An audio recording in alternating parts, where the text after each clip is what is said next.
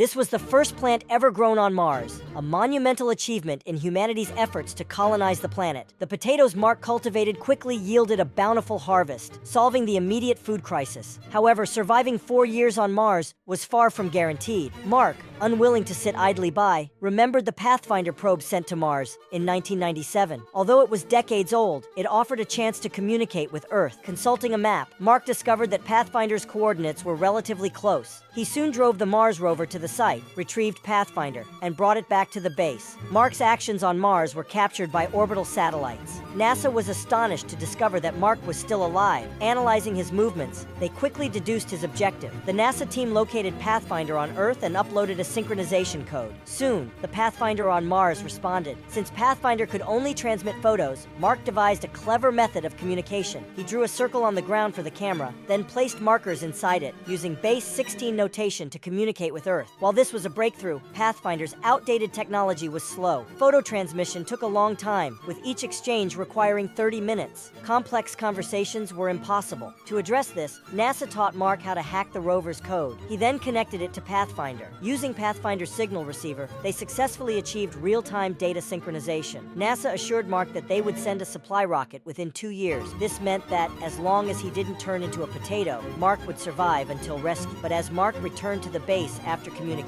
a sudden pressure chamber breach caused a devastating pressure imbalance. Mark's helmet cracked upon impact, and oxygen began rapidly leaking. He quickly patched it with duct tape, barely surviving the incident. However, all of his potatoes were destroyed. Plants, exposed to Mars' harsh environment, froze to death. This wasn't just a loss of food. More critically, he could no longer regrow his crop. This was effectively a death sentence for Mark. The next day, Mark performed a makeshift repair on the pressure chamber and inventoried the remaining potatoes. Left with no choice, he reduced his food intake to minimal levels. Meanwhile, NASA, aware of the situation, was forced to compress the rocket production timeline. However, the rushed schedule proved disastrous. Shortly after launch, the rocket malfunctioned, exploding before leaving Earth's atmosphere. As the rescue plan failed, China's space agency saw the news. They decided to repurpose a rocket from their Sun God program to aid in the rescue